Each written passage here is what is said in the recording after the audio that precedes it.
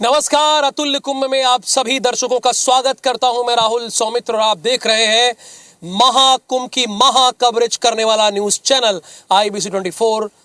तो सबसे पहले आज अतुल्य कुंभ में जो बात होगी, चूंकि 45 करोड़ श्रद्धालु यहां पर आने वाले हैं और इन 45 करोड़ श्रद्धालुओं की सुरक्षा की व्यवस्था क्या होगी, इंतजाम क्या होगी, व्यवस्थाएं क्या यहां पर किए जाएंगे, कितने पुलिस कर्मियों को ड्यूटी पर लगाया गया है सुरक्षा व्यवस्था को लेकर, इन सब का जायजा आपको अपनी पहली रिपोर्ट में दिखाते हैं।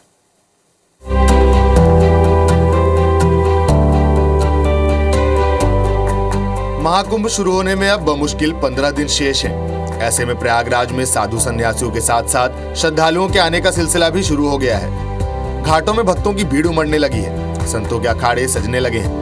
ऐसे में श्रद्धालुओं की बढ़ती संख्या को देखते हुए पुलिस ने प्रयागराज की सुरक्षा के पुख्ता इंतजाम किए हैं। सुरक्षा के लिहाज से पुलिस 10 अलग अलग ऑपरेशन चला रही है, जिसके जरिए रेलवे स्टेशन, बस स्टेशन, चौक चौराहों के अलावा मेला परिसर में जांच के अभियान चलाए जा रहे हैं। पुलिस ने रेलवे स्टेशन के बाहर स्नाइपर भी तैनात किए हैं, जो कि 24 घंटे संदिग्ध गतिविधियों पर निगरानी रखेंगे। पुलिस ने श्रद्धालुओं की सुरक्षा के लिए 50,000 पुलिस जवानों की तैनाती की है। इसके अलावा DSP, additional SP, SP, SSP और अन्य अधिकारियों की ड्यूटी भी लगाई गई है। जो भी हम लोग कार्य करेंगे उसमें आप ये मान सकते हैं कि किसी न किसी रूप में या तो डिजिटल होगा या जो इक्विपमेंट होगा वो स्टेट ऑफ द आर्ट, आज का मोस्ट मॉडर्न इक्विपमेंट होगा। तो सुरक्षा हम जो सतत करते हैं वो तो थ्रेट्स हर समय रहते हैं। बात है कन्वीनियंस की, तो जो हमने रूट्स डिवाइस किए हैं और जो प्लानिंग्स की हैं वो इस लिहाज से की हैं कि जल्दी से जल्दी श्रद्धालु इवैक्यूएट करके अपने अपने गंतव्य को पहुंच जाए। जितने भी ब्रिजेस हैं वो लगभग सभी तैयार हैं। चकट प्लेट्स पे भी अब बिछाने का कार्य जो मेजर रोड्स पे वो सब पूरा हो चुका है। वो अपना उसको अलाइनमेंट और उसका जो मरम्मत का कार्य है ये सब कर रहे हैं। पेयजल के लिए 1250 किलोमीटर की हम लोग पेयजल के लिए पाइपलाइन बिछा रहे हैं और जो कैंप टू कैंप सभी कनेक्शंस देती हैं। इसके अतिरिक्त हम लोग 200 वाटर ATMs लगा रहे हैं, जो किसी को भी शुद्ध और मानक के अनुरूप पानी मिलेगा। प्रयागराज मेले में 45 करोड़ से अधिक श्रद्धालु आने वाले हैं। हर दिन औसतन 1 करोड़ लोगों के स्नान का अनुमान है।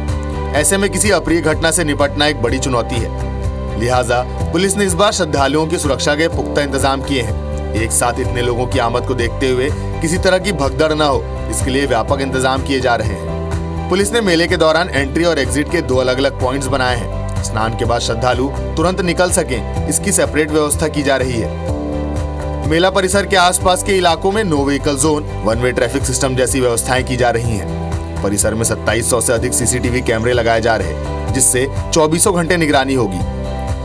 इसके अलावा मेला परिसर में आने वाले श्रद्धालुओं के लिए पीने के पानी, स्नान के दौरान चेंजिंग रूम और भोजन की व्यवस्था भी की जा रही है। पेयजल के लिए मेला परिसर में 1250 किलोमीटर की पाइपलाइन बिछाई गई है। इसके अलावा 200 वाटर ATM भी लगाए जा रहे हैं।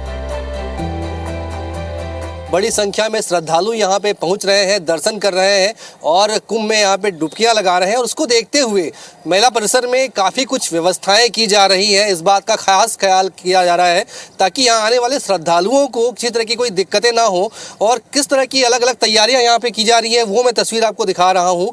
और ये जो तस्वीर है उसको देख कर आपको समझ में आ जाएगा कि किस तरह से श्रद्धालुओं के लिए यहाँ पे व्यापक इंतजाम किए जा रहे हैं। ये जो आपको अलग अलग इस तरह के जो कॉटेजेस नज़र आ रहे हैं, ये वास्तव में एक चेंजिंग रूम है जो खास तौर पर महिलाओं के लिए इसे तैयार किया जा रहा है। सुरक्षा के लिहाज से खास तौर पर चूंकि ये पूरे इंतजाम जो है वो महिलाओं के लिए किए गए हैं, तो सादी वर्दी में जो पुलिसकर्मी हैं वो यहाँ पे तैनात रहेंगे ताकि अगर कोई दिक्कतें हो, किसी तरह की कोई महिलाओं को परेशानी हो तो उसका सॉल्यूशन यहाँ पे किया जा सके। इसके अलावा जो मेला के सदस्य हैं, समिति के सदस्य, वो भी यहाँ पे वॉलंटियर्स जो है वो यहाँ पे मौजूद होंगे और वो उन्हें गाइड करेंगे। देखिए कि पूरी तरह से घाटों को सुरक्षित किया जा रहा है क्योंकि मौसम थोड़ा सा यहाँ पे बिगड़ा हुआ है, बारिश हो रही है, कीचड़ जैसी स्थिति है, तो कहीं ना कहीं हादसों का भी खतरा है। तो उसको देखते हुए ये इस तरह के पाथवे बनाए जा रहे हैं रेत की बोरियों से। ये जो आपको पाथवे नज़र आएगा, बिना लाइफ जैकेट के आपको कोई भी यहाँ पे नज़र नहीं आएगा। तो ये खास यहाँ पे ताकीद की गई है कि नाव में जाने वाला कोई भी शख्स जो है वो बिना सुरक्षा जैकेट के ना जाए। ट्रेन में उतरने से लेकर घाट तक पहुँचने तक की सारी व्यवस्थाएं जो है इस बार उत्तर प्रदेश सरकार यहाँ पे कर रही है। तो पूरी तरह से महाकुंभ को लेकर प्रयागराज तैयार है और हम बार बार कह रहे हैं कि इस महाकुंभ में आप आइए और डुबकियाँ जरूर लगाइए और इस महाकुंभ में पुण्य के भागी बनिए। कैमरामैन अजय गुर्जर के साथ अविनाश पाठक, IBC 24 प्रयागराज। तो आपने देखा और अब आपको दिखाते हैं कि इस महाकुंभ में आपके मोबाइल पर ही, यानी आपके पास मोबाइल है तो इस मोबाइल के जरिए ही क्यूआर कोड पर आप जैसे ही स्कैन करेंगे, यानी क्यूआर कोड को स्कैन करेंगे तो महाकुंभ से जुड़ी सारी जानकारी आपके सामने होगी। हर लोकेशन की आपकी जानकारी होगी, आपको किधर जाना है, किस तरफ जाना है, कहाँ इंतजाम है, नेत्र कुंभ कहाँ लगा हुआ है, विद्या कुंभ कहाँ लगा है, केंद्रीय चिकित्सालय कहाँ है, स्नान कहाँ करना है, कितने शाही स्नान है, उसका इंतजाम क्या है, ये सारी व्यवस्थाएं आपको क्यूआर कोड पे मिल जाएगी। तो इस पर एक आधारित रिपोर्ट है, हमारे संवाददाता ने तैयार की है, अविनाश पाठक ने, आपको दिखाते हैं। इस बार महाकुंभ में आने वाले श्रद्धालुओं को घाट और आश्रमों तक पहुंचने में कहीं भी भटकना नहीं पड़ेगा। इसके लिए मुख्यमंत्री योगी आदित्यनाथ के निर्देश पर मेला प्रशासन ने विशेष इंतजाम किए हैं। महाकुंभ नगर के रास्तों की सटीक जानकारी श्रद्धालुओं को मिल सके, इसके लिए सिर्फ मेला क्षेत्र में 800 साइनेजेस लगाने का कार्य तेजी से चल रहा है। अब तक कुल मिलाकर 400 से अधिक साइनेजेस की स्थापना कर दी गई है, जबकि 31 दिसंबर तक सभी 800 साइनेजेस लगाने का काम पूरा हो जाएगा। प्रयागराज का पीडब्ल्यूडी विभाग युद्ध स्तर पर इसकी तैयारियों में जुटा हुआ है। हर दिन 100 साइनेजेस की स्थापना का लक्ष्य लेकर कार्य किया जा रहा है। महाकुंभ में देश के अलग अलग प्रांतों से करोड़ों लोग आएंगे। इसके अतिरिक्त दुनिया के कई अन्य देशों से भी श्रद्धालु यहाँ संगम में आस्था की डुबकी लगाने और पुण्य कमाने के लिए आएंगे। ऐसे में भाषाई समस्या न आए, इसका विशेष ध्यान रखा गया है। पीडब्ल्यूडी ने विभिन्न भाषाओं में यहाँ साइनेजेस स्थापित किए हैं। इसमें हिंदी और अंग्रेजी भाषाओं के साथ ही अन्य राज्यों की भाषाओं को भी प्रमुखता दी गई है। साइन बोर्ड के अलावा आपको क्यूआर कोड से भी महाकुंभ की बहुत सी जानकारियां मिल जाएगी, चाहे वो होटल की व्यवस्था हो, रास्तों की जानकारी या फिर मेला क्षेत्र में घूमने दर्शन करने वाले स्थल। ये सभी जानकारी आपको साइनेजेस और क्यूआर कोड के माध्यम से उपलब्ध होगी। प्रयागराज आ रहे हैं 2025 के कुंभ में दर्शनार्थी बनकर, श्रद्धालु बनकर मोक्ष की डुबकी लगाने, तो आपको कहां से जाना है, किन रास्तों से गुजरना है, सरकार और प्रशासन ने उसकी पूरी व्यवस्था कर रखी है। हर रोड पे, हर चौराहे पर, हर सड़क पर शाइन बोर्ड लगाए गए हैं, जिसके माध्यम से आपको जानकारी मिलेगी कि कहां जाना है, किस तरफ जाना है और उसकी दूरी कितनी है। ये सामने देखिए, जैसे ही आप मेला क्षेत्र में प्रवेश करेंगे तो इस साइन बोर्ड पर लिखा हुआ है कि इलाहाबाद किला 1 किलोमीटर, अक्षय वट 3 किलोमीटर। उसी के साथ ही जो डिजिटल कुंभ की परिकल्पना है, अगर आप आते हैं तो आपको कोई जानकारी चाहिए, कुछ आपको पता करना है, तो नंबर दिया हुआ है कुंभ सहायक। वहीं जब आप मेले से निकलेंगे तो आपको जाना कहाँ है, रेलवे स्टेशन जाना है, बस स्टेशन जाना है या एयरपोर्ट जाना है, उसके लिए भी शाइन बोर्ड लगाया गया हुआ है और एरो के माध्यम से ये बताया गया हुआ है कि आपको किस तरफ जाना है। अब ये सारी चीजें आपको एक साथ हर जगह मिलेंगी। कहीं से भी आप, किसी भी रास्ते से आप नगर में प्रवेश कर रहे हैं, कुंभ मेला क्षेत्र में प्रवेश कर रहे हैं, तो ये सारी जानकारियां आपको एक ही जगह मिल जाएंगी। संदीप तिवारी, प्रयागराज, IBC 24। तो आपने ये देखा ही कैसे मोबाइल में ही आपको महाकुंभ से जुड़ी पूरी जानकारी मिल जाएगी। क्यूआर कोड को स्कैन करेंगे और आज जानकारी आपके मोबाइल पे होगी, यानी आपको भटकना नहीं पड़ेगा। और इसीलिए दिव्य भव्य कुंभ के साथ इस बार डिजिटल महाकुंभ भी इसे का नाम दिया गया है। देखिए, संख्या बहुत बड़ी है, तकरीबन 45 करोड़ श्रद्धालु आ रहे हैं। ये भीड़ नहीं है, श्रद्धालु है जो आ रहे हैं। तो ऐसे में अगर मान लीजिए अपनों से आप किसी भी समय बिछड़ जाते हैं तो AI कैमरे लगे हुए हैं। इस बार कैमरों में कैमरों के जरिए आपको ट्रेस कर लिया जाएगा। जिस भी अपने से आप बिछड़े हैं आप तक पहुंचा दिया जाएगा। खोया पाया विभाग इसीलिए काम कर रहा है। अविनाश पाठक यहाँ पर पहुंचे, अपने अधिकारियों से यहाँ पर उन्होंने बातचीत भी की और खोया पाया विभाग में ये कैसे कार्य करता है, अगर कोई बिछड़ गया महाकुंभ के इस मेले में तो कैसे मिलाएगा, ये आपको बता रहे हैं।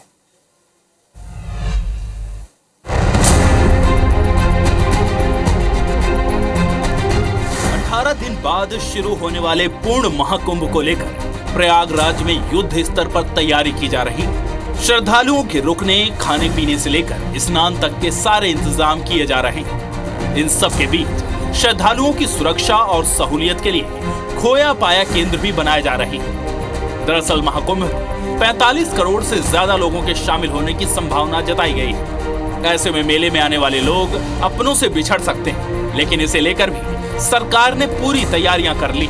अब आपको घबराने की जरूरत नहीं है। अगर आप महाकुंभ मेले में अपनों से खो जाते हैं तो आपको ढूंढ लिया जाएगा। आपको बस मेले में बने खोया पाया केंद्र में मिसिंग पर्सन की सारी जानकारी देनी है। उसके बाद मौजूद अधिकारी उन्हें ढूंढने में पूरी मदद करेंगे। महाकुंभ मेले में प्रवेश करते ही परेड ग्राउंड के पास ये केंद्र बना है। इस केंद्र में 24 घंटे कर्मचारी मौजूद रहेंगे। पुलिस कर्मियों की भी ड्यूटी रहेगी। मिसिंग पर्सन की जानकारी लाउड स्पीकरों के जरिए पूरे मेला परिसर में अनाउंसमेंट कर दी जाएगी। अगर कोई व्यक्ति परिजनों से अलग होकर खोया पाया केंद्र पहुंचता है तो परिजनों के आते तक उसके रहने खाने सोने के इंतजाम भी यहाँ किए गए हैं।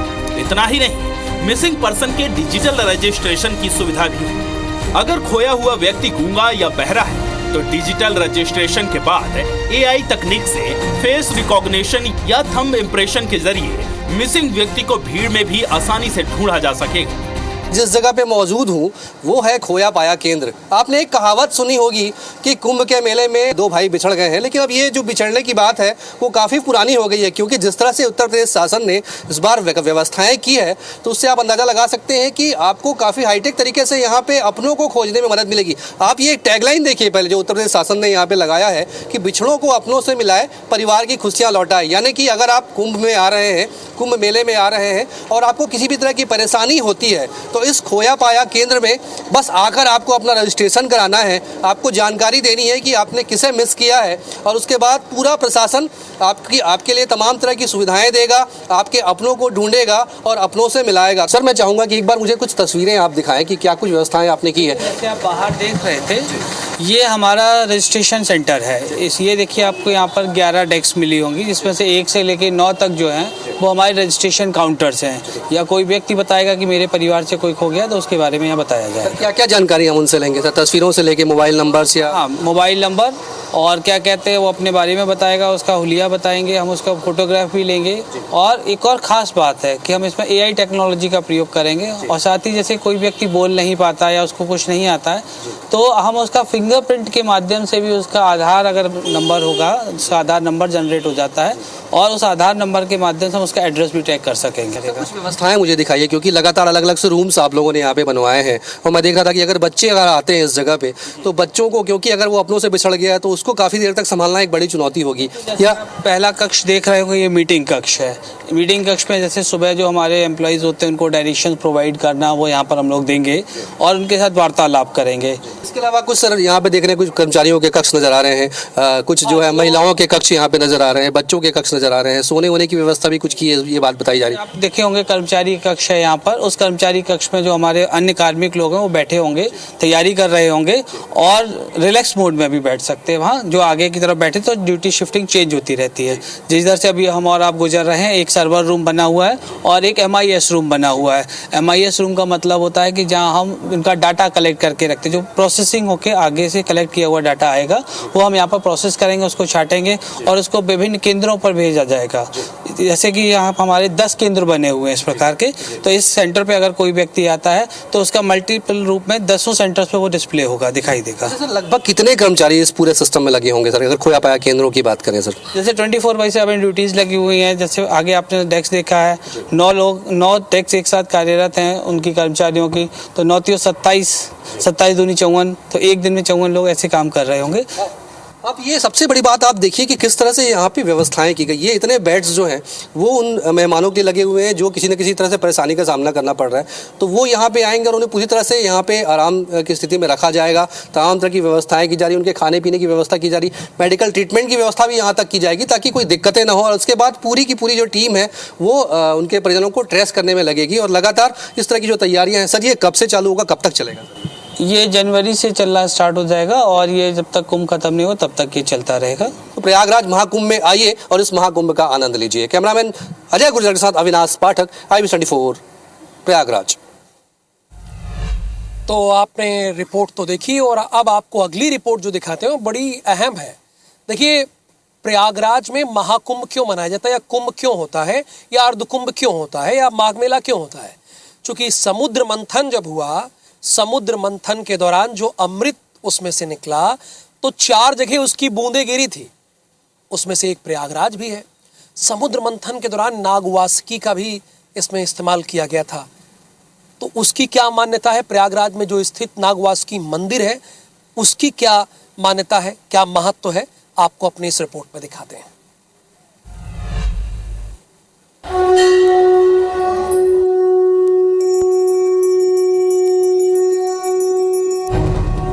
देवताओं और राक्षसों के बीच अमृत के लिए समुद्र मंथन हुआ। तो इस समुद्र मंथन के लिए भगवान शंकर के गले में विराजमान नागों के राजा नागवासुकी को रस्सी की तरह प्रयोग में लिया गया था।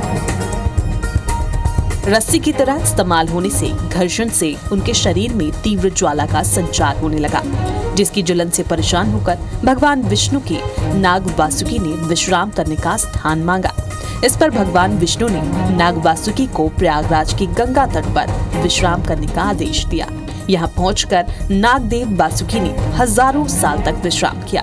फिर ब्रह्मा के द्वारा किए गए यज्ञ में शामिल होने के बाद जब यहाँ से जाने की बात कही तो भगवान विष्णु ने उनको यहीं पर विराजमान होकर लोगों का कल्याण करने की बात कही। तब से लेकर आज तक नागवासुकी पावन धरती प्रयागराज में विराजमान है।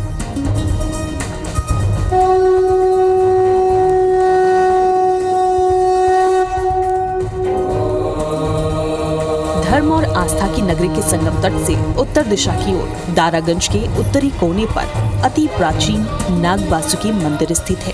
इस मंदिर में नागों के राजा वासुकी नाग विराजमान हैं। मान्यता है कि प्रयागराज आने वाले हर श्रद्धालु और तीर्थयात्री की यात्रा तब तक अधूरी मानी जाती है जब तक कि वो नाग वासुकी का दर्शन न कर लें। ये भी मान्यता है कि यदि आप तीर्थराज प्रयागराज आकर अर्धकुंभ, कुंभ या माघ मास में स्नान करते हैं तो भगवान नागवासुकी के दर्शन करना अनिवार्य है, तभी आपका स्नान फलपूर्ण माना जाता है। भगवान नागवासुकी के दर्शन मात्र से ही सर्प दोष से मुक्ति भी मिल जाती है। ये नागवासुकी मंदिर काफी प्राचीन है और अब योगी सरकार ने महाकुंभ 2025 को देखते हुए इसका 4,15,22,000 रुपए की लागत से सौंदर्यीकरण कराया है। पूरे मंदिर को लाल पत्थर से सजाया गया है, जिससे पर्यटन को भी बढ़ावा मिल रहा है और श्रद्धालु भी मंदिर का नया रूप देखने पहुंच रहे हैं। सनातन धर्म में 9 नागों की पूजा की जाती है, जिसमें नागों के राजा वासुकी जो कि भगवान शंकर के गले में विराजमान है, वो गंगा नदी के किनारे प्रयागराज संगम के तीरे यहाँ पर उनका मंदिर है, जहाँ पर नागवासुकी मंदिर कहा जाता है। इस मंदिर में ये माना जाता है कि जो भगवान नागवासुकी विराजमान है वो अपने तमाम जो उनके भक्तगण आते हैं और उनकी पूजा अर्चना करते हैं तो उनको सर्प दोष से मुक्ति प्राप्त। देखिए ये भगवान नागवासुकी का जो है वो मूर्ति है जो यहाँ पर स्थापित की गई है। मंदिर से जुड़ी एक और रोचक कहानी है। ऐसा कहा जाता है कि जब मुगल बादशाह औरंगजेब भारत में मंदिरों को तोड़ रहा था तो वो अति चर्चित नागवासुकी मंदिर को खुद तोड़ने पहुंचा था। जैसे ही उसने मूर्ति पर भाला चलाया तो अचानक दूध की धार निकली जो औरंगजेब के चेहरे पर पड़ी, जिससे वो बेहोश हो गया। तो इस साल तो महाकुंभ है, ऐसा कुंभ शायद ही कभी देखने को आएगा जितना योगी जी ने प्रयास किया है। ऐसा योग कम से कम 70-80 करोड़ आदमी कम से कम आता जाता रहेगा। यहाँ रोज आना कम से कम 3-4 लाख आदमी रोज दर्शन करने आएंगे स्नान के बाद। संदीप तिवारी, IBC 24 प्रयागराज। और इस वक्त हमारे साथ अविनाश पाठक जुड़े हुए हैं। अविनाश पाठक, आज महाकुंभ से जुड़ी हुई सबसे बड़ी खबर कौन सी है? देखिए राहुल जी, जैसे जैसे महाकुंभ की तिथि करीब आ रही है वैसे वैसे अखाड़ों का सजना शुरू हो गया है और आज की सबसे बड़ी खबर ये है कि उन्हीं अखाड़े ने आज यहाँ पे कदम रखा है। आज धर्म ध्वजा यहाँ पे स्थापित हुई है। पहले सीएम योगी आदित्यनाथ जी का दौरा यहाँ पे प्रस्तावित था, लेकिन किसी कारणवश वो दौरा आज रद्द हो गया। लेकिन बाकी के जो 13 अखाड़े थे उनके प्रमुख आज धर्म ध्वजा स्थापित करने के दौरान वहाँ पे पहुंचे और पूरे विधि विधान के साथ धर्म ध्वजा जो है स्थापित की गई। और उसके बाद ये कहिए कि अब धीरे धीरे जो है ये कुंभ मेले का जो परवान है वो चढ़ने लगा है। और इसके साथ साथ अगर श्रद्धालुओं की बात करें बड़ी संख्या में श्रद्धालु राहुल जी अभी से पहुंचना शुरू हो गए हैं। संख्या दिनों दिन बढ़ती जा रही है और उसको देखते हुए मैं एक बार, क्योंकि बार बार हर बुलेटिन में तैयारी मेले परिसर में 4 जवान सुरक्षा के इंतजाम किए जा रहे हैं। सुरक्षा के लिहाज से इस बार पूरे मेला परिसर में 50,000 से अधिक जवानों की तैनाती की गई है। AI टेक्निक से पूरे मेला परिसर की मॉनिटरिंग की जा रही है। स्नीफर जो है वो तैनात किए गए रेलवे स्टेशन के आसपास, जो कि सेंसिटिव इलाकों की निगरानी रखेंगे।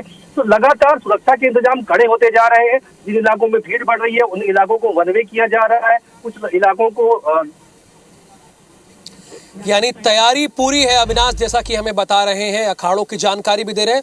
और एक अविनाश ने बात बताई है कि योगी आदित्यनाथ का जो दौरा था किन्हीं कारणों से, असल में प्रयागराज में मौसम बहुत खराब था, तो मौसम खराब होने की वजह से ही उनका दौरा रद्द हुआ है। बहुत धन्यवाद आपका इस जानकारी के लिए अविनाश पाठक, और आप सभी दर्शकों का भी बहुत धन्यवाद, चूंकि आप अतुल्य कुंभ को स्नेह प्रेम दे रहे हैं। बहुत धन्यवाद, नमस्कार।